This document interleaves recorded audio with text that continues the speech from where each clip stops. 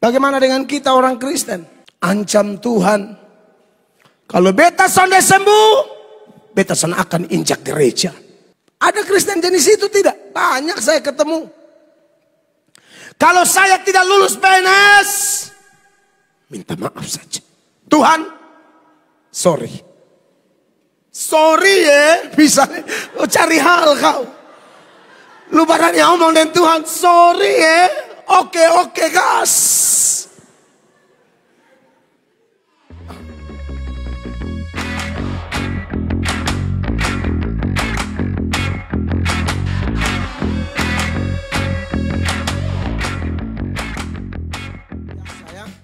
Kita saat ini menikmati hadirat Tuhan yang luar biasa setelah dipimpin oleh tim dari 02 ya.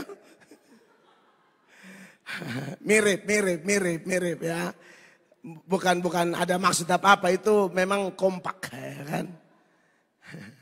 Untung tadi waktu itu apa yang mana? Yang lagu tadi itu kanan kiri ke depan, untung sana ada yang begini, kalau tidak orang pikir syukuran kemenangan. Nah baik, saudara-saudara yang diberkati oleh Tuhan Yesus, jadi itu hanya kebetulan sama. Kami juga kaget di belakang tadi karena pemain keyboard kita bilang, omong-omong ketemu oke gas gitu katanya. Saya juga kaget ya, kalau saya tetap Pak Surya Paloh ya, haleluya. Atau Pak SBY lah ya kan, biru ya kan. Ya politik tuh gembira aja, amin saudara-saudara. Ngapain tegang-tegang kayak di Jawa sana. Ya kita di NTT itu asik sah. Lu mau pilih siapa ke siapa kata mbak saudara, amin. Lu mau oke gas, lu mau oke rem, low bed atau apapun. Kata mbak saudara semua. Haleluya. Iya kan ngapain terlalu repot demo. Turunkan Pak Jokowi, dia akan turun bulan Oktober. Kenapa harus mereka turun baru baterai? Kasih turun sendiri. Repot sekali ya. Baterai buang-buang energi. Amin. Tapi datang sukacita. Ya itu lagu tadi. Saudara mesti latihan deh menggerakan tadi. Itu simpel. Kanan kiri ke depan. Right? Enak kan? Kanan kiri ke depan. Ulangan. 6 jam ya. Beta suka itu lagu tadi itu ya. Ya itu artinya kalau orang menari politik bisa begitu gembira. Harusnya kegembiraan sejati itu ada di hadirat Tuhan Yesus Kristus dong. Amin. Gembira, sukacita itu sebenarnya bukan keadaan kalau Anda belajar di kitab suci. Itu pilihan. Bahkan disebut dengan sukacita itu joy. Joy itu beda dengan happy. Kalau happy senang itu penyebab senang hilang kita juga hilang. Joy tidak. Paulus di penjara bisa joy. Karena sukacitanya dari sorga. Amin, kekasih Allah. Begitu sebenarnya ya. Karena jujur aja saudara. Masalah ini kan banyak nih di ini hidup nih. Kita dilatih untuk bersyukur. Sebab kita tahu bersama Bapak Ibu jemaat terkasih bahwa kalau masalah sudah berat, lalu kita respon dengan sungut-sungut, marah-marah, kasih salah ini, kasih salah itu, cari kambing hitam, maka yang terjadi adalah semua sikap-sikap seperti itu memperberat masalah yang kita hadapi. Tapi kalau sudah ada tekanan, masalah kiri kanan muka belakang, satu belum habis, satu sudah datang. Tapi kita hadapi dengan bersyukur, kita hadapi dengan bergembira, memilih untuk sukacita. Itu memperingan masalah, bahkan sebentar lagi masalah selesai dan kemenangan akan datang pada kita. Kesembuhan, berkat, pemulihan. Amin, kekasih Allah. Dan tentu itu hanya bisa dipahami dan dimiliki oleh setiap kita yang dalam pengiringan kita akan Kristus. Saya sudah sebutkan ulang-ulang, saya tunjukkan datanya ulang-ulang. Seluruh perhatian kita, mata kita hanya tertuju kepada Yesus. Karena ini perlombaan kan beban banyak, godaan banyak, saksi banyak, serangan banyak. Ada yang support tapi ada yang haters juga. Jadi tidak bisa tidak. Harus lihat kepada Kristus. Makanya Ibrani 12 itu ya, ayatnya yang pertama, firman Allah berkata di sana, karena kita mempunyai banyak saksi, bagaikan awan yang mengelilingi kita, marilah kita menanggalkan semua beban dan dosa yang begitu merintangi kita, dan berlomba dengan tekun dalam perlombaan yang diwajibkan bagi kita. Ayat 2, marilah kita melakukannya dengan mata yang tertuju kepada Yesus yang memimpin kita dalam iman dan yang membawa iman kita itu kepada kesempurnaan, yang dengan mengabaikan kehinaan tekun memikul salib, ganti sukacita. Haleluya. Yang disediakan bagi dia yang sekarang duduk di sebelah kanan tahta Allah. Jadi kalau mau melihat masalah diubah jadi sukacita, harus mata tertuju kepada Kristus. Amin. Yang mengajarkan kita berbahagialah. Kalau kamu ada masalah, ada salib, demi Kristus kamu bahagia. 3 sama-sama, 2, 3. Ingatlah selalu akan Dia yang tekun menanggung bantahan yang sehebat itu terhadap dirinya dari pihak orang-orang berdosa. Supaya apa? Jangan kamu menjadi lemah dan putus asa. Haleluya. Ini luar biasa.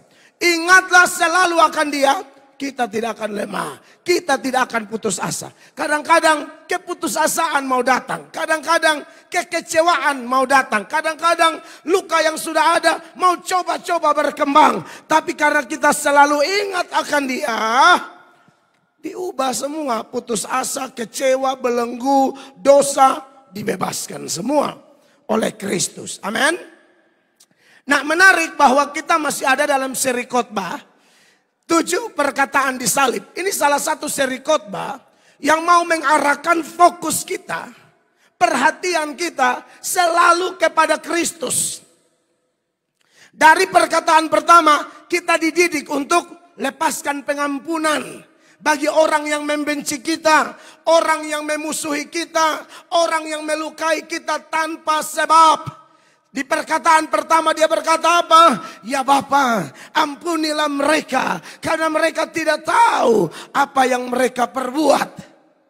Perkataan kedua, dia mengingatkan kepada kita, tantangan boleh ada, persoalan boleh ada, bahkan keringat darah boleh mengalir dari tubuh kita.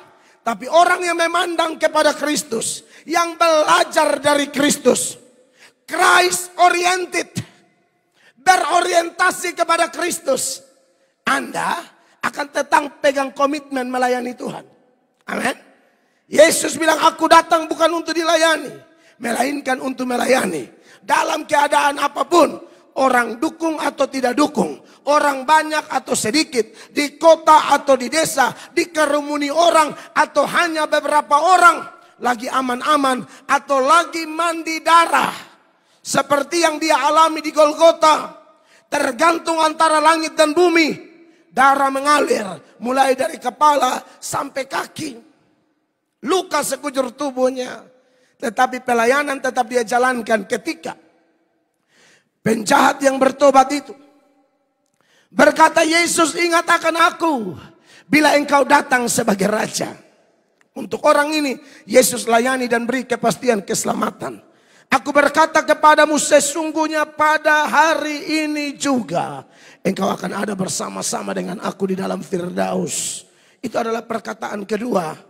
Dan di sana mengingatkan kita tentang kepastian keselamatan di dalam Kristus. Sekaligus mengingatkan kita semua, tidak ada orang yang terlalu kotor atau terlalu berdosa yang tidak bisa dipertobatkan. Semua bisa.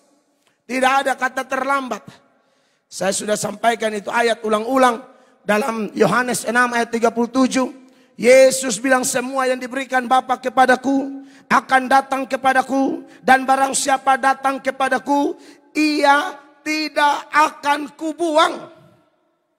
Yesus tidak akan buang siapapun, sekotor apapun dia, segelap apapun masa lalunya, asal dia datang dengan penuh penyerahan, Datang dengan penuh kerendahan hati. Dengan penuh pengakuan. Tuhan tangkap, Tuhan ubahkan, Tuhan terima. Bahkan Tuhan bisa pakai luar biasa. Amin, kekasih Allah. Nah hari ini fokus kita masih diarahkan kepada Kristus lagi. Karena kita akan lanjut perkataan ketiga di salib. Yang terpilih dari Yohanes 19. 25 sampai 27. Mari dibacakan bagi kita Yohanes 19, 20 sampai 25 sampai 27. Dan dekat salib Yesus berdiri ibunya dan saudara ibunya, Maria istri Klopas dan Maria Magdalena. Ketika Yesus melihat ibunya dan murid yang dikasihinya di sampingnya, berkatalah ia kepada ibunya, "Ibu, inilah anakmu." Kemudian katanya kepada murid-muridnya, "Inilah ibumu." Dan sejak saat itu murid itu menerima dia di dalam rumahnya. Iya. Nah, saudara-saudara, perkataan ketiga ini Tuhan Yesus bilang, "Ibu, inilah anakmu." Dan dia bilang, "Inilah ibumu." Saudara-saudara, sebenarnya ini adalah pesan yang kuat dari salib seputaran keluarga. Dua perkataan sebelumnya, pertama dan kedua, Tuhan Yesus sudah beri contoh hadapi musuh. Yang kedua, Tuhan Yesus beri contoh hadapi orang yang paling kotor, paling jahat sekalipun saat dia mau bertobat. Kita harus layani dia. Tapi Yesus juga mau ajar melalui perkataan ketiga. Kita bukan hanya sibuk urus orang luar, kita harus urus keluarga. Menarik Bapak Ibu jemaat kalau kita belajar tentang kondisi Ibu Maria di sekitar peristiwa ini. Kelihatannya Ibu Maria sudah cukup berumur. Karena Tuhan Yesus saja sudah 30-an tahun. Ya, 33 tahun saudara-saudara. Waktu Tuhan Yesus disalib. Nah bayangkan, Ibu Maria pasti sudah cukup berumur. Mungkin 50-an kah, mau sampai 60 begitu. Dan Yusuf tidak muncul lagi. Maka diperkirakan Yusuf sudah meninggal. Maka Ibu Maria ini seorang janda.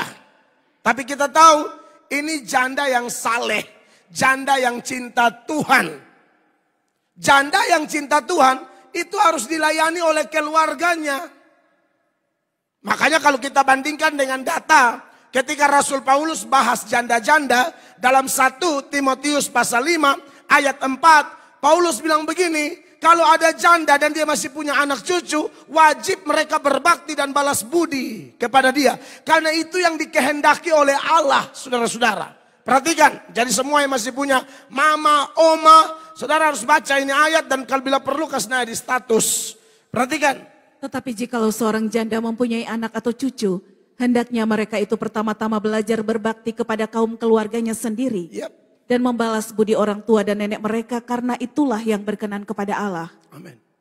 Yang suruh Anda dan saya balas budi kepada papa, mama, opa, oma atau orang-orang yang capek minta maaf beta pakai bahasa Kupang. Kau masih kincim berak dia yang urus. Anda dengar yang minta supaya kita balas budi Tuhan Allah. Bukan bapak dan mama dan opa oma kita. Tuhan bilang Anda dan saya harus balas budi. Sampai di situ saudara tahu ya.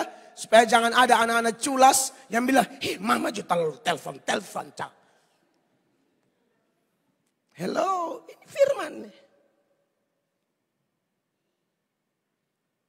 Beda dengan janda yang masih muda, bagaya, make up lah lewat batas. Nah ini memang beda karena waktu itu kan gereja tangani nih. Gereja tangani janda-janda, tapi kalau janda yang ada keluarga, apalagi keluarganya diberkati, itu jangan bikin repot gereja. Keluarga harus ambil alih di sana. Kalau janda yang tidak mampu, nah itu gereja urus. Makanya di ayat 5 ada jenis janda-janda yang dia sengsara, kuat, berdoa, tapi tidak punya siapa-siapa. Gereja harus tangani janda jenis ini. 5. Sedangkan seorang janda yang benar-benar janda, yang ditinggalkan seorang diri menaruh harapannya kepada Allah. Dan bertekun dalam permohonan dan doa siang malam. Nah, kalau jadi ada janda model begini, sudah tua, tidak ada sapa-sapa, gereja harus bantu dia. Tapi kalau janda yang berikut jangan cari hal, ayat 6, perhatikan ini kita harus waspada ya. Tetapi seorang janda yang hidup mewah dan berlebih-lebihan, Oh, wow. ia sudah mati selagi hidup. Kasihan. Tetapi ini ada ayatnya loh. Ini beta bukan sedang menghina janda di sini. Tapi kita sedang bicara tentang Ibu Maria yang diperkirakan sudah janda waktu itu dan diperhatikan benar oleh Sang Penebus. Tapi memang ada pengecualian ya, kalau janda-janda yang hidup mewah, ini ayat bilang dia sudah mati selagi masih hidup. Bahkan dia masih hidup karena kan dia bikin mati banyak orang, saudara-saudara. Apalagi janda-janda yang penerobos, darah Yesus berkuasa. Penerobos rumah tangga orang ya. Itu tidak boleh. Karena model begitu tuh agak karmana ya. Coba ayatnya yang ke langsung 11. Paulus bilang, dong kalau daftar minta bantuan tolak. Lu masih muda, lu sone kerja mah. Lu bilang, juga ton janda nih son dapat kontribusi kok. Cari laki. Perhatikan 11. Tolaklah pendaftaran janda-janda yang lebih muda. Karena apabila mereka sekali digairahkan oleh keberahian yang menceraikan mereka dari Kristus, mereka itu ingin kawin. Iya, jadi kasusnya begini. In janda-janda nih datang karena lihat ada gereja support janda-janda dong, ju bilang ketong mau disupport. Lalu gereja bilang iya persyaratannya son boleh kawin lagi. Mereka bilang oh tidak apa-apa deh, oke deh. Hei, sudah komitmen dan zaman itu kalau komitmen janji di gereja itu seperti janji kepada Tuhan, jadi tidak asal-asalan. Sudah terima bantuan, seiring berjalan waktu, kepingin kawin leh. Menghadap lihat tentara di pasar, pesan banyak kayak dia rasa kayak cocok begitu loh. Karena ada janda-janda tertentu tuh yang paling suka tentara. Terima lu, boleh. Tapi janda orang, kan kadang-kadang janda suka lap mata ju.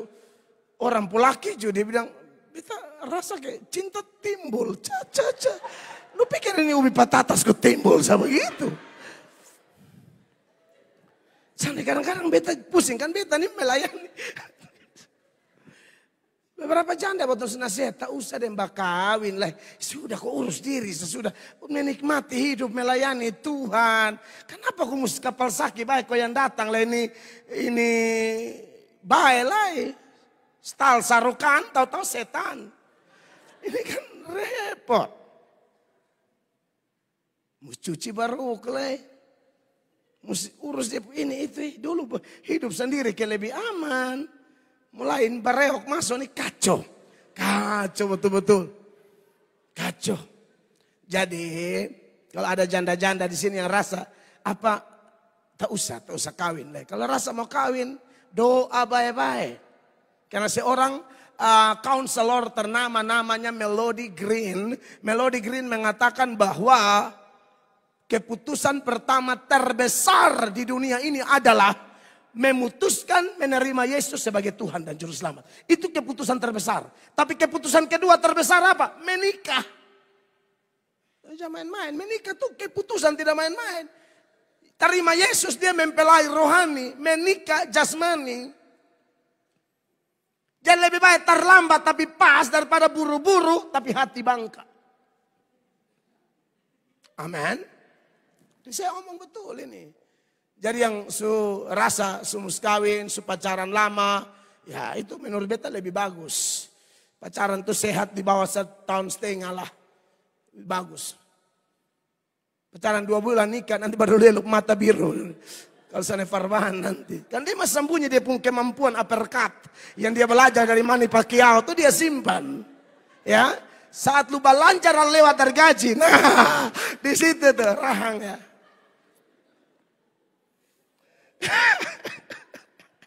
Oke, jadi itu sedikit saudara-saudara mengkontraskan antara kondisi Ibu Maria yang memang layak untuk diperhatikan. Bahwa dia janda yang takut Tuhan, maka anak cucunya harus berbalas budi. Tetapi sesungguhnya Bapak Ibu jemaat terkasih, khotbah ini saya hanya seberangkan dalam 2 pokok besar.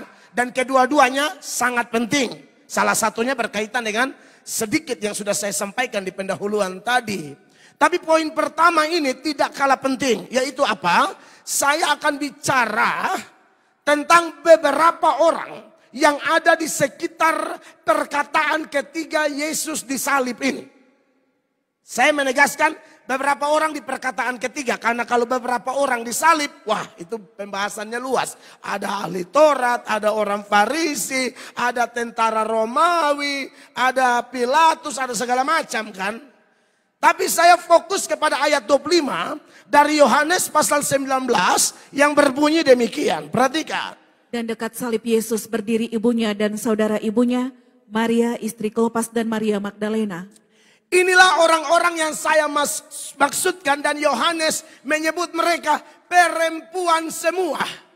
Menarik bahwa perempuan-perempuan yang akan kita pelajari dari mereka teladan, karakter, iman, komitmen yang luar biasa dari mereka ini. Ayat ini secara eksplisit Yohanes mengatakan dan dekat salib Yesus. Oh wow.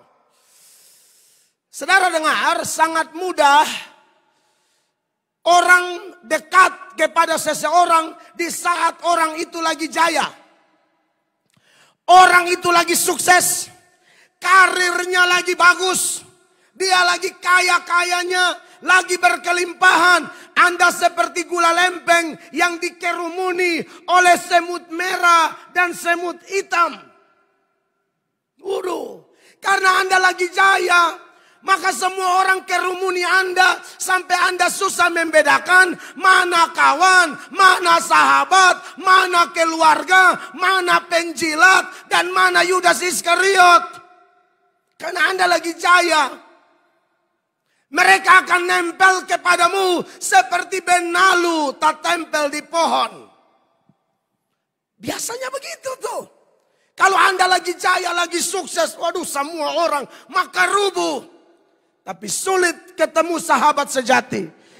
Sulit ketemu kawan setia seperti 4 perempuan ini. Yesus lagi sekarat. Laki-laki semua kebanyakan hilang. Tapi 4 perempuan yang disebutkan oleh Yohanes ini secara eksplisit dan dekat salib Yesus. Saudara tahu? Waktu itu bukanlah barang gampang. Bukanlah perkara mudah untuk dekat-dekat dengan Yesus. Kenapa Yesus menderita? Kenapa Yesus dicambuk? Kenapa Yesus ditangkap, ditampar dan diludahi? Kenapa Yesus mengalami penyaliban? Kenapa tubuhnya hancur-hancur?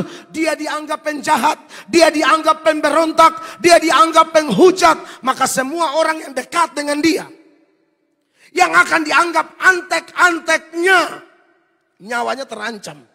Tapi Anda lihat 4 perempuan ini. Mereka dekat dengan salib Yesus. Di saat laki-laki yang kemarin-kamarin bilang, Tuhan, yang lain tergoncang, aku tidak. Di mana? Lari semua. Anda kan masih ingat. Tuhan Yesus bilang, nanti gembala ditangkap, domba dicerai-beraikan, dan seterusnya. Lalu Petrus bilang, pokoknya Tuhan, yang lain goncang, saya tidak. Lalu Tuhan bilang, Petrus, hari ini, malam ini juga, sebelum ayam berkokok 2 kali, engkau menyangkal aku 3 kali. Markus 14 ayatnya yang ke-30. Tuhan Yesus bilang begini, jemaat terkasih. Lalu kata Yesus kepadanya, aku berkata kepadamu, sesungguhnya pada hari ini, malam ini juga, sebelum ayam berkokok 2 kali, engkau telah menyangkal aku 3 kali.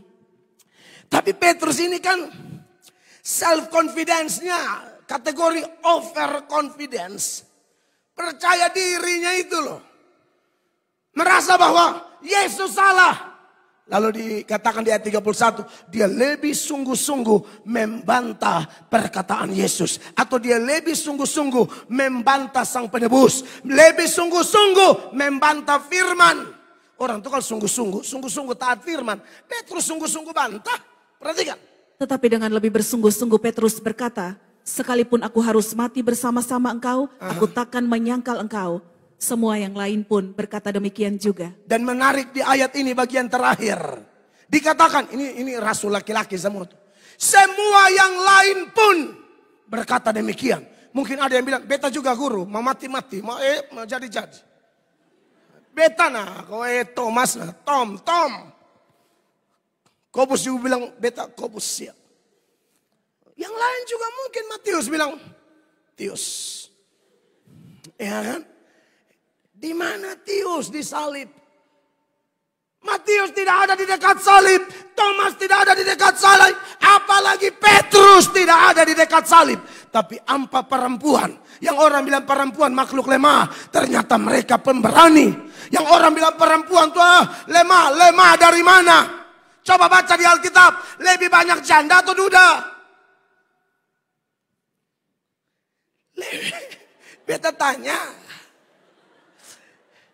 Lebih banyak janda, tahu? Percaya deh. Laki-laki, bapak-bapak, ibu-ibu, pemuda-pemuda yang bakal jadi laki orang. Saudara dengar, you and I is rapuh. Right? You know what I mean?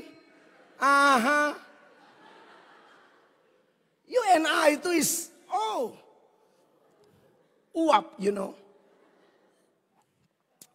Kita nih uap, laki-laki nih sok tegar, sok ini, sok itu. Saat kali penyakit, ibu-ibu, benar, Betsulia. Ibu-ibu sakit tetap strong. Masalah ada tetap survive. Selemah-lemahnya dong lebih patut jadi teladan. Laki, perempuan. Jadi kenapa Anda mesti hormat perempuan? Kita yakin kalau bapak-bapak kata yang beranak, kata mau anak satu sah. Model saudara son kuat muku semua. Andai kata yang barana, mama tanya, anak ampa bepuku mah.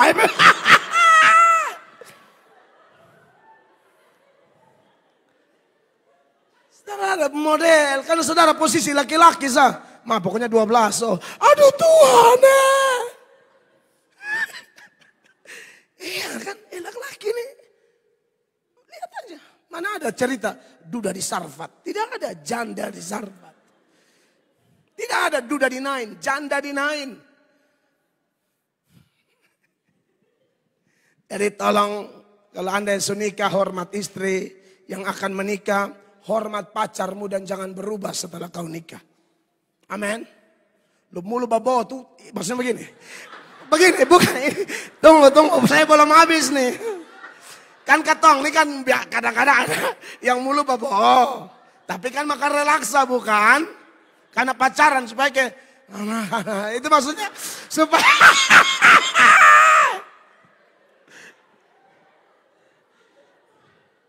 maksudnya supaya udara yang nah itu dipertahankan sampai nikah.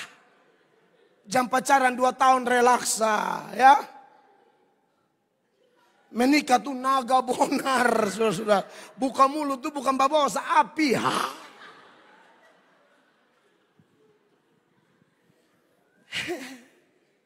Jemaat terkasih. Jadi ini saya waktu belajar ini lalu saya lihat ini mereka dekat di salib Yesus. Amazing. Amin. Saudaraku, belajar dari sekarang. Kalau ada orang pernah bantu Anda, entah kerabat, teman, sahabat, belajar setia kepada mereka. Jangan ada dengan mereka saat mereka senang saja. Adalah dengan mereka saat mereka susah. Itu penting. Kenapa? Karena kalau Anda tidak melakukan kepada sesama yang kelihatan, dijamin engkau tidak mampu melakukan kepada Allah yang tidak kelihatan. Karena 1 Yohanes pasal 4 ayatnya yang ke-20 ini data yang kira-kira menyinggung ke sana. Di sini Yohanes mengatakan begini saudara-saudara. Jikalau seorang berkata aku mengasihi Allah dan ia membenci saudaranya, maka ia adalah pendusta. Pendusta. Karena barang siapa tidak mengasihi saudaranya yang dilihatnya, tidak mungkin mengasihi Allah yang tidak dilihat. Anda kalau tidak mengasihi saudaramu yang bisa dilihat, tidak mungkin Anda bisa mengasihi Allah yang tidak kelihatan. Allah itu tidak kelihatan, kita percaya dia ada dan itulah iman. Tapi secara kasat mata kita belum lihat. Kecuali nanti kita mati masuk surga baru face to face with Jesus. Tapi kalau sekarang saudara-saudara tidak bisa. Yang kita lihat siapa? Papamu, mamamu, kakakmu, adikmu, pasanganmu, temanmu, sahabatmu. Yang kau susah dia bantu. Belajar melakukan itu kepada manusia yang kelihatan.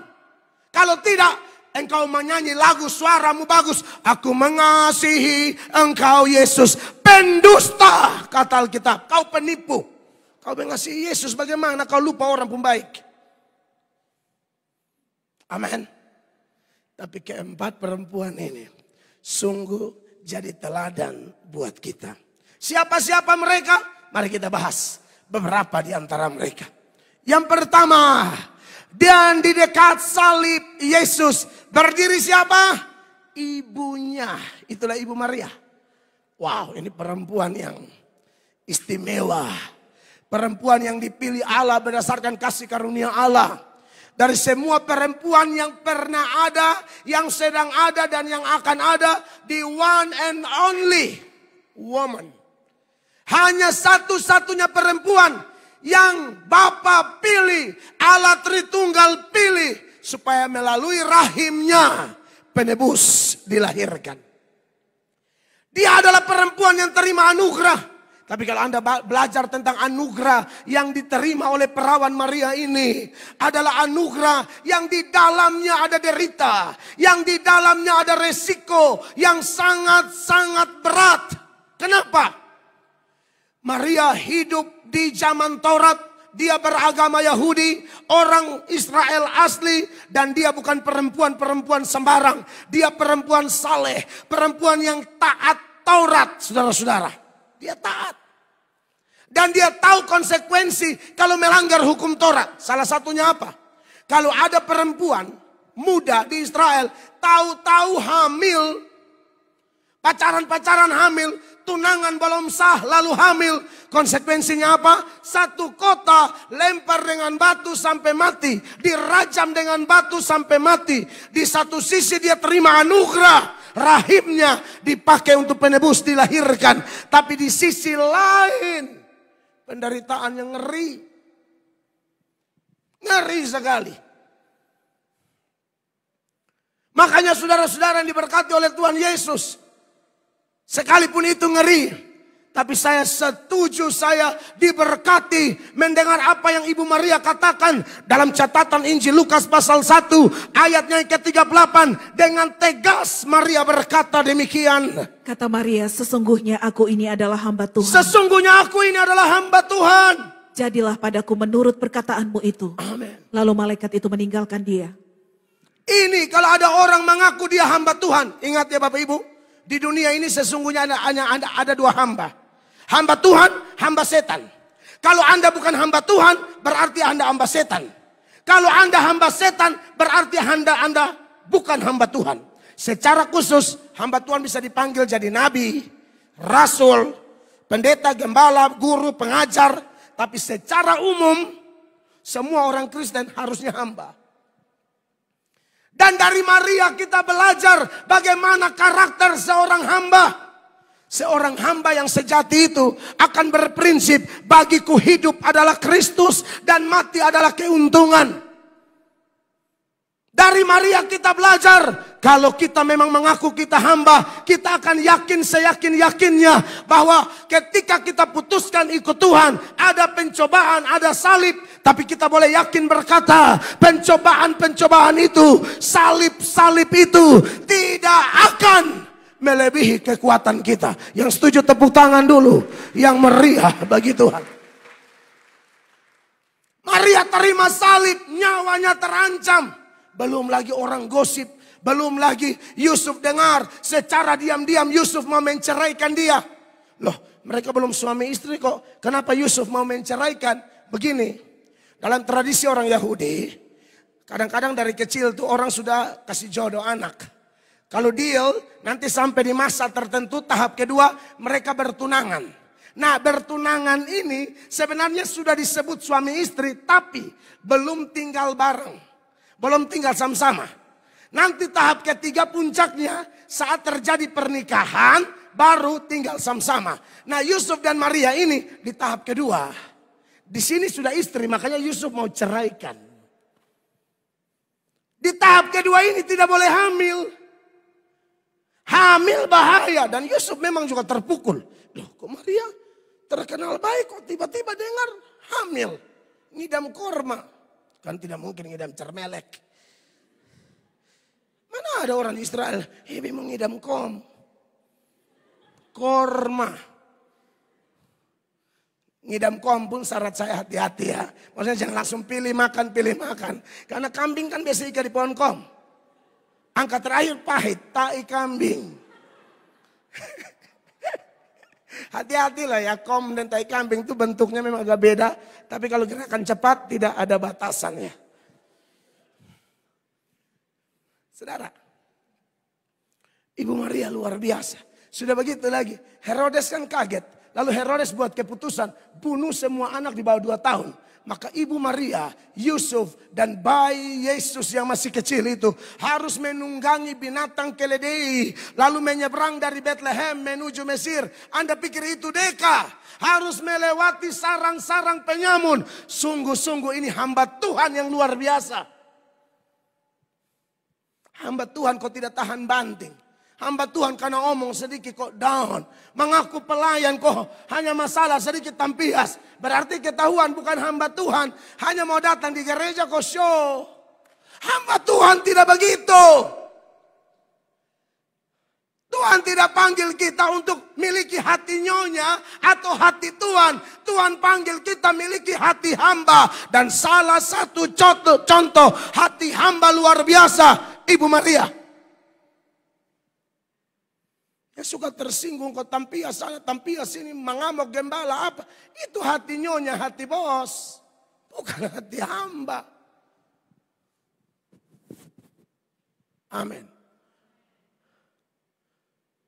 Makanya terima kasih buat jemaat-jemaat yang Anda ditegur, tapi Anda bilang, "Betsenakan lahar. Bab tua memang begitu dan kotong butuh yang begitu. Tetel sontogor keras nih, kotong tambah gila." Nah, ini jemaat keren. Jemaat begini kau akan bertumbuh luar biasa. Kita mau gereja di situ, bab tua mau cukur jenggot sama sah. Apa maksudnya?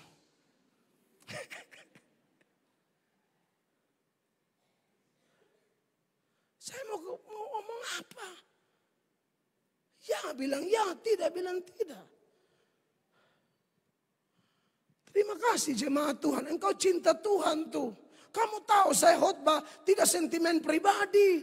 Saya khotbah apa yang Roh Kudus titip, apa yang saya pelajari. Bahkan Roh Kudus melakukan lebih dari apa yang saya pelajari. Lalu saya seberangkan dalam khotbah-khotbah saya. Itu dari Tuhan, saya tidak ada urusan sentimen-sentimen orang. Tuhan marah saya dong. Pakai mimbar untuk sentimen pribadi. Tidak bisa begitu.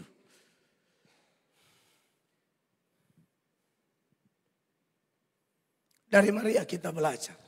Dan ada hal menarik lain ya. Di usia 8 hari sesuai tradisi Yahudi, agama Yahudi kan harus disunat. Lalu dibawa tuh penyerahan di bait Allah. Di bait Allah ketemu 2 orang. Nabiya dan Nabi. Nabiyahnya Hana, nabinya Simeon tuh. Waktu ketemu Simeon dalam Lukas 2 ayat 33 dan seterusnya. Ada nubuatan Simeon. Bagi bayi itu, saudara-saudara, Simeon dipakai Tuhan membukakan kepada Maria. Karena ayat ini yang kita baca nanti dia bilang, dia ngomong pada Maria. Perhatikan. Dan bapak serta ibunya amat heran akan segala apa yang dikatakan tentang dia. Terus. Lalu Simeon memberkati mereka dan berkata kepada Maria, ibu anak itu, sesungguhnya anak ini ditentukan untuk menjatuhkan atau membangkitkan banyak orang di Israel. Dan untuk menjadi suatu tanda yang menimbulkan perbantahan. Perhatikan ayat 34. Lalu Simeon memberkati mereka dan fokusnya jelas. Berkata kepada Maria. Jadi Ibu Maria yang sangat disoroti di sini.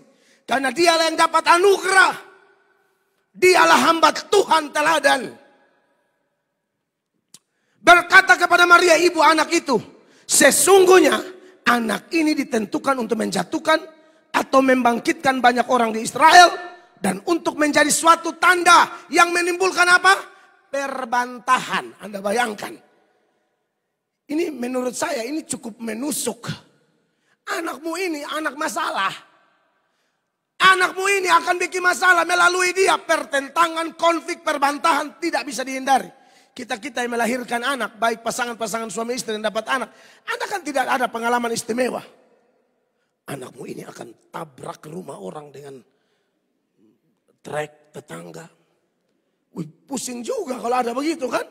Tapi ini kan istimewa, tidak semua orang dapat begitu. Kalau beta dulu, yang suka melahirkan orang di Opura itu namanya Nenek Bona. keluarga Bona yang di Oepura, lalu bersaudara di keluarga Riukaho dong kawin-mawin. Itu yang kasih barana ketong, makanya anak-anak di Oepura semua termasuk beta. Lalu waktu saya dilahirkan itu katanya ada tanda tertentu. Dan menurut pengalaman Nenek Bona, ini anak kalau tidak kenal Tuhan, dia akan gila perempuan. Nenek Bona ya omong, suku mati. Sebenarnya kalau Pertamina Oepura ada keluarga Bona semua tuh. Nenek Bona. Itu memang kakak Mama Ani. Kakak Ayub punya Mama Ani itu Nenek Bona. Dan Nenek Bona bilang, aduh acitae. Mama biasa orang panggil acitae. Ini anak bahaya nih. Ini kalau dia baik-baik betul, semua mati. Tapi kalau dia rusak-rusak betul, bosong banyak berdoa saya, findentai. Ini anak kalau rusak-rusak betul, baik-baik betul katanya. Saya tidak tahu itu karunia ke apa. Tapi memang betul, kalau sudah Yesus beta rusak-rusak betul loh. Beka pingin bakar sahabat rumah, bakar. Benar. Saya pikir-pikir. Nanti setiap kali dia masuk penjara, cuma tua bilang begini, ini yang Nenek Bona omong. Setiap kali mereka tangkap, bapak dan mama bilang, ini Nenek Bona su omong. Bilang beta pun kenapa? Kau bilang beta pun lilitan apa tali pusar kok karmana punya ke karmana begitu orang tua dulu. Beta lupa. Kau mama sumatin dia mau cek le. Masa bepi di kuburan kau mama cek aja Nenek Bona karmana. Mama manyawa belari. Kan sana Alkitabiah juga kan. Saudara. Tapi ya terlepas dari itu, tapi ini lebih dapat dipercayalah. Iya kan? Anak ini perbantahan dan benar. Kehadiran Yesus itu perbantahan di mana-mana. Saya sudah sering khotbahkan itu kekasih Allah. Dan berita seperti ini tidak sampai di situ. Nubuatan Simeon berlanjut saudara-saudara. Di ayat 35 Simeon bilang begini, ini akan menusuk jiwamu Maria. Perhatikan. Dan suatu pedang akan menembus jiwamu sendiri. Yes. Supaya menjadi nyata pikiran hati banyak orang. Gara-gara ini anak, kira-kira nubuatan ini. Kau punya jiwa itu akan ditusuk dengan pedang. Gara-gara ini anak. Pedang di sini penggambarannya seperti pedang Goliat. Itu pedang yang besar. Artinya dampaknya sangat-sangat menyakitkan. Sekarang kita mau cek di manakah atau kapankah penggenapan nubuatan dari Simeon ini? Saat Ibu Maria berdiri di dekat salib Yesus dan melihat anaknya hancur dari ujung kepala sampai ujung kaki. Tubuhnya penuh dengan cerikan-cerikan daging mentah. Darah mengalir sekujur tubuhnya. Anaknya yang dia cintai. Anaknya yang tidak pernah melawan dia. Anaknya waktu awal kehamilannya. Bapak sudah bilang ini anak Allah Maha Tinggi. Ini penebus dosa. Tapi sekarang dia melihat anak itu sedang hancur-hancur. Ibu mana yang jiwanya tidak tertusuk? Disitulah penggenapan nubuatan dari Simeon. Supaya jangan kelihatan ini komentar saya. Saya kutip komentar dari orang yang hidup berapa ratus tahun yang lalu. Hamba Tuhan Matthew Henry. Lihat nih Matthew Henry. Dari rambut aja kelihatan berapa ratus tahun yang lalu. Henry bilang apa? Kita bisa menduga dengan mudah penderitaan apa hal itu bagi perempuan-perempuan ini.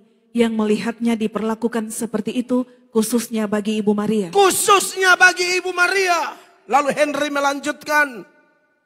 Sekarang tergenapi nubuat Simeon. Suatu pedang akan menembus jiwamu sendiri. Lukas 2 ayat 35. Siksaannya merupakan siksaan Maria. Penderitaan yang Yesus alami. Mamanya rasa tikam sekali. Saudara punya anak. Anakmu sakit. Orang tua baik. Anak pun sakit, ketong pun susah. Itu ibu yang benar. Nah ini bukan sakit biasa.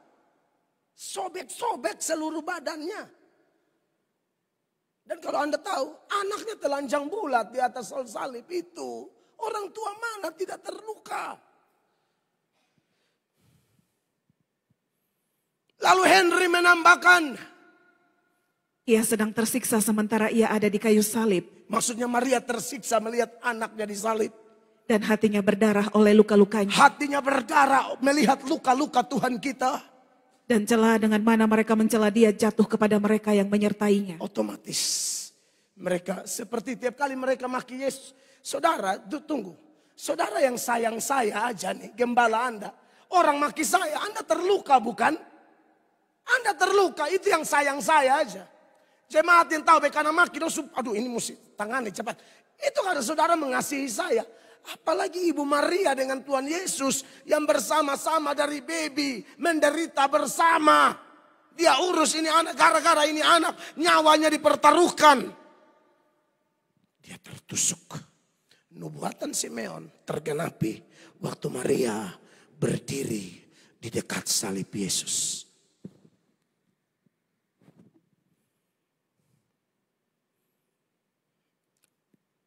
Orang-orang di sekitar perkataan ketiga luar biasa. Saudara menderita apa? Jangan mundur ya. Jangan mundur. Teladani Ibu Maria. Ya ini Ibu Maria menderita bukan berarti Ibu Maria ada kontribusi menebus kita. Bukan, ini bicara konteks ibu dan anak sebagai manusia ya. Kalau menebus kita tidak ada jalan lain, cuma Yesus saja. Karena 1 Timotius 2 ayat 5 bilang Allah Esa pengantara Esa, tidak ada yang lain. Perhatikan. Karena Allah itu esa dan esa pula dia yang menjadi pengantara antara Allah dan manusia. Ya. Yaitu manusia Kristus Yesus. Tapi yang kita bicara sekarang konteks hubungan keluarga itu loh. Ibu anak. Siapa lagi? Di sekitar perkataan ketiga di salib ini siapa lagi? Selain ibunya. Yohanes 19 ayat 25 menambahkan. Dan dekat salib Yesus berdiri ibunya dan saudara ibunya. Dan seterusnya. Jadi yang kedua ada saudara ibunya. Ini siapa? Menurut Markus 15 ayat 40, ini ibu bernama Salome. Tolong tunjukkan ayatnya. Ada juga beberapa perempuan yang melihat dari jauh. Di antaranya Maria Magdalena, Maria ibu Yakobus muda dan Yoses, serta Salome. Iya. Ada juga beberapa perempuan yang melihat dari jauh. Loh ini mana yang betul? Markus bilang jauh, yang tadi kita bahas bilang dekat. Bertentangan tidak? Tidak. Awalnya dari jauh, itu yang Markus catat. Lalu mendekat, itu yang Yohanes catat. Nangkap ya? Jadi tidak ada kontradiksi di situ. Injil itu belajarnya mudah kalau kita beri perhatian. Ya. Ada Salome. Nah Salome ini siapa? Yohanes bilang saudara Ibu Maria. Markus bilang dia pun nama jelas Salome. Tapi Salome itu siapa? Dia itulah mama dari Yakobus dan Yohanes, anak-anak Zebedeus. Makanya di Matius 27 ayat 5-6 data paralel menurut sorotan Matius menyebutnya ibu anak-anak Zebedeus. Perhatikan. Di antara mereka terdapat Maria Magdalena dan Maria ibu Yakobus dan Yusuf dan ibu anak-anak Zebedeus. Ibu anak-anak Zebedeus. Menjadi pertanyaan bagi kita. Mau belajar apa dari ibu anak-anak Zebedeus? Ada yang menarik. Begini. Satu kali karena memang ini nih kalau orang rote, nah ini Yesus, Tuhan Yesus pun Theo. Ini Tuhan Yesus pun Theo. Woman from Rote Island. Ini Tuhan Yesus pun Theo. Atau di Batak apa? Tuhan Yesus pun Nantulang. Kalau bahasa orang Cina, kalau konteks Kupang, ini Tuhan Yesus pun Ku. Atau Tuhan Yesus pun Ji. Atau Tuhan Yesus pun Kime. Beta tahu karena beta berurusan dengan keluarga. Kadang-kadang beda Jawa, bemponaan doyan Cina-Cina berteriak, Kiumel. Itu sama ke pedang tusuk bepun jiwa, sudah-sudah. Karena berasa kesan biasa. Mau kas makar mana le. Son mungkin. Jadi beta ini, kalau di keluarga, dong panggil bekiu. Kiumel. Dan muslimanya ala orang Cina, Kupang. Oe. Iya orang Cina begitu. Kalau suruh makan. Lu makan su. Oe. Jangan terlalu banyak oe. Lah lu makan. Lu dari tadi oe lu suruh makan.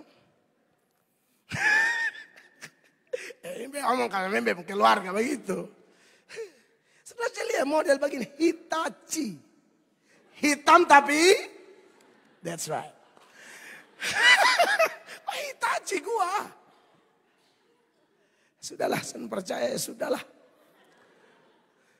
Usah lihat nanti bikin Natal orang Cina di gereja. Dosa minta-minta, bilang kita doa dulu. Natal keluargaku yang Panggidaya, Tan, Won, Tiongfong. Wah. Maksudnya kita semua akan melakukan ibadah ya.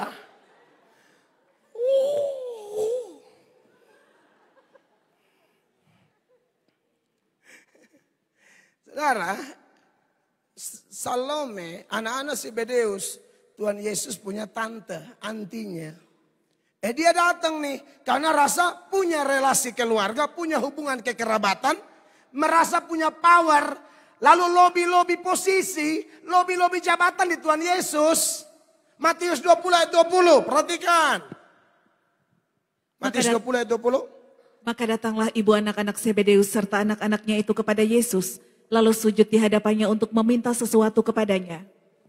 21, ya jelas ya. Kembali pi 20 dulu. Maka datanglah ibu anak-anak Zebedeus serta anak-anaknya, Yakobus dan Yohanes, anak-anak Zebedeus, lalu minta. Yang minta mama tua nih, Theo nih, 21. Kata Yesus, apa yang kau kehendaki? Jawabnya, berilah perintah supaya kedua anakku ini boleh duduk kelak di dalam kerajaanmu, yang seorang di sebelah kananmu dan yang seorang lagi di sebelah kirimu. Karena merasa kerabat, jadi Salome atau ibu anak-anak Zebedeus ini minta lobby posisi. Tapi Anda tahu, Tuhan tidak kabulkan. Langsung 2-3, Tuhan Yesus bilang apa? Itu prerogatif Bapa, bukan saya yang urus itu, so ada di porsi. Yesus berkata kepada mereka, cawanku memang akan kamu minum, tetapi hal duduk di sebelah kananku atau di sebelah kiriku, aku tidak berhak memberikannya. Itu akan diberikan kepada orang-orang bagi siapa Bapakku telah menyediakannya. Amin. Saudara nangkap pelajarannya arahnya kemana? Doa tidak dikabulkan. Tapi dia ada di dekat salib Yesus. Bagaimana dengan kita orang Kristen? Ancam Tuhan. Kalau beta sonde sembuh, beta son akan injak gereja. Ada Kristen jenis itu tidak? Banyak saya ketemu. Kalau saya tidak lulus PNS, minta maaf saja. Tuhan, sorry. Sorry ya, bisa lo cari hal kau. Lu barangnya ngomong dengan Tuhan, sorry ya. Oke gas. Beta jadi Tuhan, lu mati di situ. Lu menghadap Tuhan baru sorry ya. Lu kira ini debat capres. Saudara-saudara. Berapa banyak saudara yang pernah ketemu atau mungkin alami sendiri ancam-ancam Tuhan. Paksa Tuhan. Tuhan mesti mengerti ketong. Hello. Ketong ini ciptaan Tuhan tuh pencipta.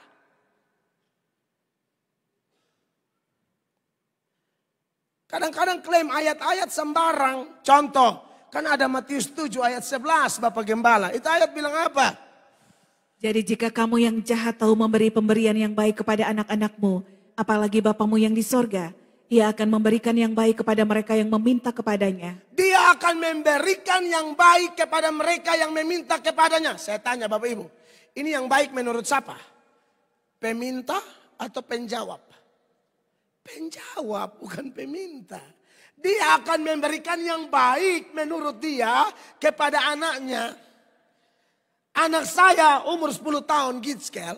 Datang-datang. Bapak belikas beta motor Tiger. Beta bapak bodoh. Kalau beta kabulkan ini bunuh anak. Nangkap. Anak 10 tahun naik sepeda sama Tono. Lu naik motor Tiger. Bukan lu bawa motor. Motor bawa lu. Nangkap. Jadi baik menurut pandangan Bapa bukan pandangan kita. Banyak orang tidak belajar firman kutip ayat. Matius 7 ayat 11. Haleluya.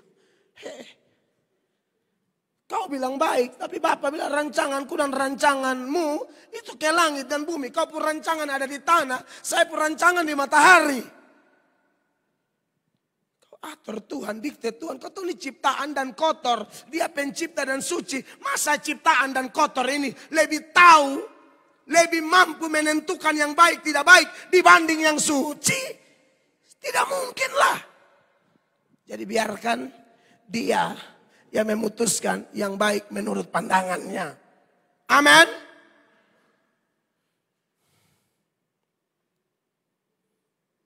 Ada cahaya dua di lautan, lepas lautan. Lalu yang satu nih kirim pesan ke sana. Lu tolong geser pi kanan.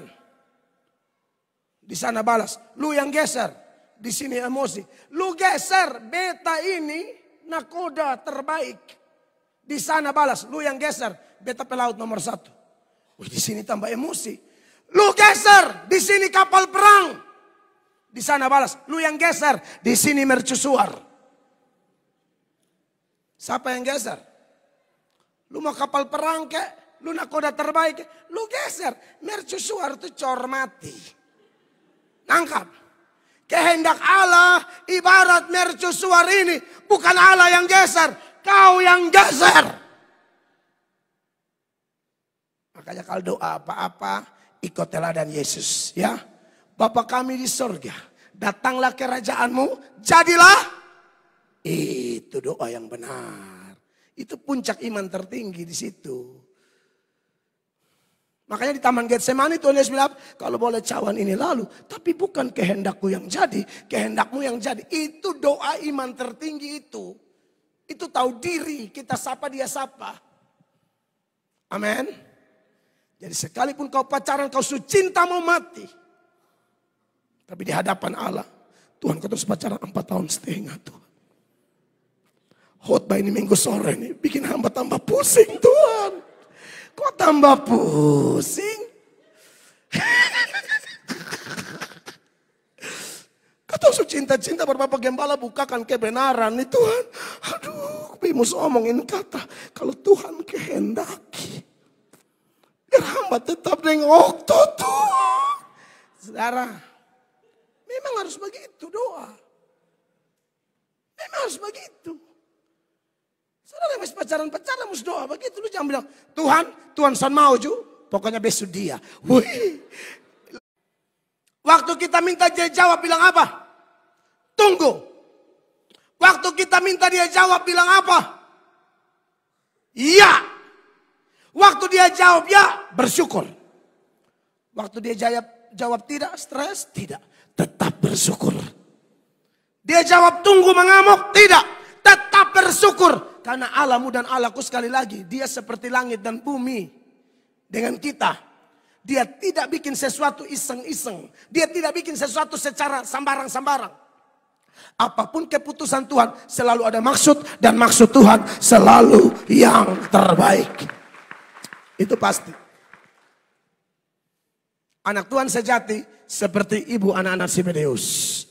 Sekalipun tidak dikabulkan, aku tidak akan jauh dari salib itu. Anda ada masalah, saya ada masalah. Anda ada pergumulan apa? Saya ada tuh, anak autis saya, masih saya doakan sampai sekarang. Saya tidak akan mundur. Saya tidak ukur kasih Allah dari ini anak saya buat. Oh tidak, Tuhan sudah mati buat saya, itu kasih terbesar. Kok ukur dari hanya bepu anak atau no. Saya mencintai dia dengan segenap hati. Tapi aku tahu, aku cuma ciptaan, aku cuma hamba. Bukan aku yang atur dia, tapi dia yang atur aku.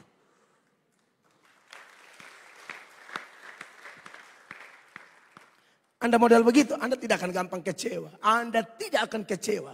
Karena matamu selalu tertuju kepada Yesus. Kenapa ibadah ketiga saya mulai dengan itu ayat tadi. Kamu harus tertuju pada Yesus supaya kamu kuat. Perempuan berikut. Di dalam Yohanes 19:25. Setelah saudara ibunya ada Maria istri Klopas. Kalau ini saya coba cari data-datanya tidak terlalu banyak. Tapi intinya ini perempuan sangat pemberani juga. Dia seperti yang lain-lain. Ini pemberani luar biasa. Dan pasti punya pengalaman istimewa dengan Tuhan. Tetapi memang tidak terlalu detail di kitab suci. Tapi saya lompat yang keempat. Dan siapa? Maria Magdalena. Jadi ada 3 Maria di sini nih. Maria Yesus Pemama. Maria istri Klopas. Menurut terjemahan bahasa Indonesia ini. Maria Magdalena. Belum lagi Maria saudara Lazarus. Belum lagi ada Maria di Roma. Jadi ini nama populer. Kayak di NTT. Maria Nenotek. Maria Tahun, betul benar. Atau mungkin Maria Manutede, bisa aja. Maria Atok, Maria Mengi, Maria Modok, bisa. Maria Sumitra, bisa. Maria Gi, Maria Mandala, Maria Doko, bisa. Atau Maria tua tadi itu. Bisa.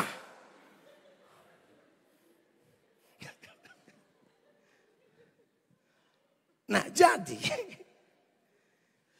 Maria Magdalena ini Maria dari satu kampung dia bernama Magdala. Makanya dia bernama Magdalena. Saudara-saudara. Apa yang kita pelajari dari Maria? Ini orang pernah disembuhkan dari 7 roh jahat ikat dia. Lukas 8 ayat 2 ada sejumlah perempuan yang kerasukan setan yang disembuhkan oleh Tuhan Yesus. Dan kelihatan yang paling parah Maria Magdalena. Perhatikan. Dan juga beberapa orang perempuan yang telah disembuhkan dari roh-roh jahat atau berbagai penyakit. Yaitu Maria yang disebut Magdalena yang telah dibebaskan dari 7 roh jahat. Yang telah dibebaskan dari 7 roh jahat. Perlu saya kasih keterangan. 7 roh di sini bukan jumlah rohnya 1, 2, 3, 4, 5, 6, 7. Angka 7 itu angka total, bulat, sempurna, penuh. Jadi kemungkinan si Maria ini diikat oleh setan jenis legion. Ini setan yang mengerikan. Dan dampak dari setan ini kalau merasuki orang, dia bisa sangat berbahaya. Ikat dia di rantai juga bisa kasih putus. Dan yang paling memalukan, dia bisa lari keliling telanjang-telanjang. Tidak ada data detail seputaran itu, tetapi banyak data yang menuturkan bahwa orang yang begini-begini seringkali tidak berpakaian. Saya lupa ayatnya, semoga tidak salah. Kalau salah minta maaf, saya tidak akan lanjut. Tapi coba buka Markus 5 ayat 15 coba. Silakan. Mereka datang kepada Yesus dan melihat orang yang kerasukan itu duduk, sudah berpakaian dan sudah waras. Orang yang tadinya kerasukan legion itu, maka takutlah mereka. Dia kerasukan sekarang sudah berpakaian. Berarti tadi tidak berpakaian. Berarti betul orang kerasukan itu bisa lari telanjang bulat. Sudah berpakaian. Nah, Anda bisa bayangkan kalau seorang perempuan kerasukan setan, ngeri. Di satu kota saya pelayanan, lalu saya kunjungi satu gereja. Ibadahnya luar biasa. Saya diberkati. Dan yang paling menyentuh saya ada pengalaman istimewa. Saya melihat pemain tamborinnya. Pemain tamborin sepanjang saya keliling-keliling berkhotbah di gereja-gereja yang pakai tamborin. Itu pemain tamborin tuh minimal agak sedikit kurus, langsing, lincah. Anak SMP, SMA, kuliah tapi masih lincah-lincah. Ini memtua terlalu besar. Tamborin tuh 30 kilo ke bawah, ini 80 ke atas. Tapi dia pun lincah dan dia orang Tionghoa.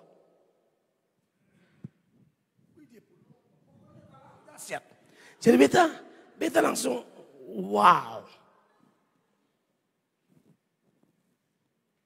Yang bikin beta lebih kaget. Selepas ibadah karena ada pengkhotbah tamu, Bapak Gembala tidak ada, lalu saatnya pengumuman. Yang pengumuman siapa? Mama tua. Ternyata mama tua ibu gembala sidang. Pulang saya cerita di saya istri Mak Liasa. Ibu gembala main tamborin. Bapak jangan cari hal ya. Tapi son ada. Kan mam Tuhan santau menari. Santau sekarang saya baru mulai pimpin pujian kok. Santau tala lincah-lincah. Mama, Ibu Lita itu model kaku ya. Tapi mereka sekarang sudah sesuaikan. Tapi kan tamborin mesti lebih ngeri dari itu. Kadang-kadang sampai jatuh di bawah saudara ya. Kan tamborin ngeri. Dia ibu gembala. Beta pulang, beta ceritalah di gereja tempat beta tinggal. Beta ke gereja depan tadi. Itu beta kaget. Ibu gembala ini main tamborin. Dia bilang, iya. Mama tua tuh dulu terkenal di ini kota. Jalan Talanjang. Karena kerasukan setan. Tapi ada pendeta dari NTT. Layani dia sembuh. Total. Lalu pendeta dari NTT itu jatuh cinta dengan dia. Dong nikah.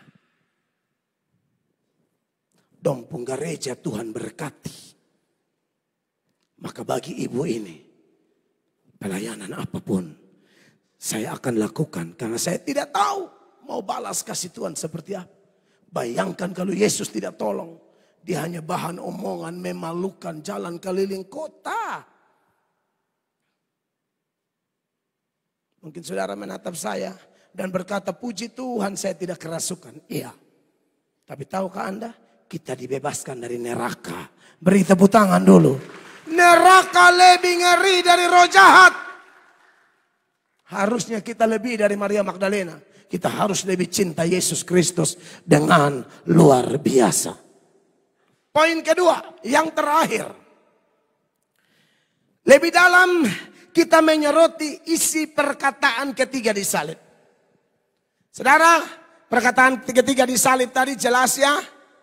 Ibu inilah anakmu, lalu inilah ibumu. Tapi ada hal yang saya perlu sampaikan sebagai informasi supaya kita tahu bersama. Bahwa perkataan ini Yesus sedang omong antara Ibu Maria dan murid yang dikasihi oleh Yesus. Perhatikan ayat 26 dari Yohanes 19 itu. Dikatakan begini. Ketika Yesus melihat ibunya dan murid yang dikasihinya di sampingnya, berkatalah ia kepada ibunya, "Ibu, inilah anakmu." Jelas ya ayat ini arahnya ya. Yesus sedang lihat Ibu Maria, Yesus sedang lihat murid yang dikasihi. Waktu mereka lihat berdua, Tuhan Yesus bilang, "Ibu, ini anakmu." Bukan begini. Karena itu ayat bilang, murid yang dikasihi dan ibu. Ibu, ini anakmu. Lalu di ayat 27, itu dia kasih tabalak. Ini ibumu. Begitu ya, perhatikan 27. Kemudian katanya kepada murid-muridnya, "Inilah ibumu." Dan sejak saat itu murid itu menerima dia di dalam rumahnya. Iya, jadi ini yang dimaksud antara Ibu Maria dan murid yang dikasihi. Tuhan Yesus karena sudah mau mati, mau naik ke surga. Dia titip Ibu Maria di murid yang dikasihi. Nah sekarang kita mau cari tahu murid yang dikasihi Yesus ini siapa? Istilah ini dipakai secara khusus di dalam Injil Yohanes. Murid yang dikasihi Yesus. Nah sekarang kita mau belajar atau mau cari tahu dia tuh siapa? Saya tunjukkan data pembanding. Hanya ada di Injil Yohanes. Kita buka di Yohanes 21 ayat 20 muncul di sana. Ketika Petrus berpaling, ia melihat bahwa murid yang dikasihi Yesus sedang mengikuti mereka, yaitu murid yang pada waktu mereka sedang makan bersama, duduk dekat Yesus dan yang berkata, "Tuhan, siapakah dia yang akan menyerahkan engkau?" 20 jelas ya, ketika Petrus berpaling, ia melihat bahwa murid yang dikasihi Yesus. Dia tuh siapa? Dia yang tulis Injil ini, Injil Yohanes. Berarti dia siapa? Yohanes itu sendiri. Makanya di ayat 24, saya baca buat saudara, dialah murid yang memberi kesaksian tentang semuanya ini. Dan telah menuliskannya dan kita tahu bahwa kesaksiannya itu benar.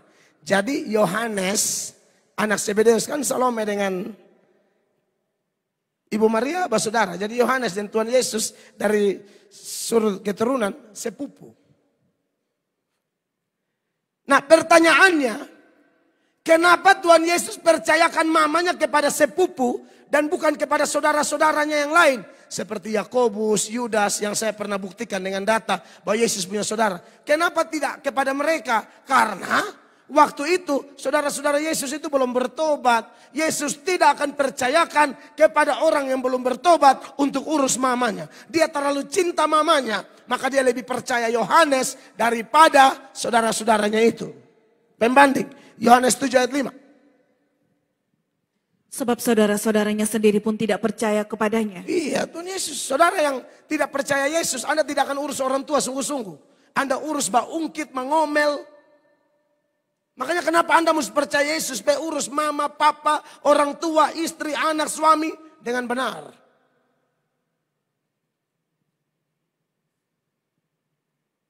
Makanya William Barclay memberi komentar yang menarik berikut. Ia tidak bisa menyerahkan dia pada pemeliharaan dari saudara-saudaranya karena mereka belum percaya kepadanya. Yohanes 7 ayat 5. Dan bagaimanapun juga Yohanes mempunyai persyaratan ganda. Iya, Yohanes anak Zebedeus, bukan Yohanes Pembaptis. Yohanes Pembaptis mati, ini orang lain lagi. Yohanes anak Zebedeus ini punya persyaratan ganda. Perhatikan keterangan Barclay berikut ini. Untuk pelayanan yang dipercayakan oleh Yesus kepadanya, ia adalah saudara sepupu dari Yesus. Karena ia adalah anak Salome. Dan ia adalah murid yang dikasihi Yesus. Iya. Jadi ganda dia. Dia anaknya Salome, sepupu Yesus. Dan dia juga adalah murid yang dikasihi Yesus. Maksudnya Yesus tahu ini orang dapat dipercaya. Maka dia layak mengurus mama saya. Haleluya. Kekasih Allah. Tuhan Yesus begitu luar biasa ya. Mengajarkan kita untuk perhatian keluarga. Nah, dari sini kita kemudian dapat keterangan bahwa kalau Yesus pernah ajar ayat-ayat bilang, siapa mengikuti aku dan atau siapa mengasihi ayah dan ibunya lebih daripada aku, dia tidak layak bagiku. Itu Yesus tidak bermaksud untuk kalau sudah pelayanan lupa keluarga sama sekali. Bukan begitu. Matius 10 ayat 37, ayat itu bilang begini. Barang siapa mengasihi bapak atau ibunya lebih daripadaku, ia tidak layak bagiku. Dan barang siapa mengasihi anaknya laki-laki atau perempuan lebih daripadaku, ia tidak layak bagiku. Ini tidak bermaksud pelayanan lalu kasih tinggal istri, kasih terlantar anak. Oh, tidak begitu. Maksudnya kalau kita sudah memprioritaskan Allah, kasih dari Allah membuat kita mengasihi Allah seutuhnya, sepenuhnya, sebagai prioritas tertinggi, maka tidak bisa tidak. Kasih itu akan termanifestasi kepada sesama, termaksud, terutama keluarga-keluarga kita. Makanya Calvin memberi komentar berikut seputaran teladan Yesus. Perhatikan. Pada waktu kita telah mentaati Allah, maka itulah waktu yang benar untuk memikirkan tentang orang tua dan istri dan anak-anak. Iya, kalau sudah taat Allah, ini saat yang tepat. Istri, anak, keluarga rasa bahwa kita tuh orang taat. Jangan mengaku taat Allah tapi tidak jadi berkat dalam rumah, omong kosong. Lanjut, Calvin bilang begini. Seperti Kristus mengurus ibunya, tetapi itu setelah ia ada di salib, pada mana ia telah dipanggil oleh ketetapan Bapaknya. Dia taat Bapak toh, Bapak suruh dia mati toh, siap. Tapi bukan berarti beta lupa perempuan yang Tuhan pakai jadi beta mama waktu dia melahirkan saya. Jadi kesimpulannya, kalau kita melayani Tuhan, layani dengan sungguh-sungguh, tapi jangan lupa keluarga kita. Sebab kalau ada orang mengaku melayani Tuhan tapi lupa keluarga, menurut saya ini berbahaya. Mari nats penutup 1 Timotius 5 ayat 8 sama-sama baca. 1, 2, 3. Tetapi jika ada seorang yang tidak memeliharakan sanak saudaranya, apalagi seisi rumahnya, orang itu murtad dan lebih buruk dari orang yang tidak beriman. Oleh karena itu saudara-saudara, dari pesan perkataan ketiga di salib, mari melayani Tuhan dan buktikan itu pada keluarga kita. Maka nama Tuhan, kemuliaan Tuhan dinyatakan di keluarga kita. Beri tepuk tangan yang meriah, saya selesai, Tuhan Yesus dimuliakan. Haleluya, mari kita berdiri, jemaat pelayan secara cepat ada di atas.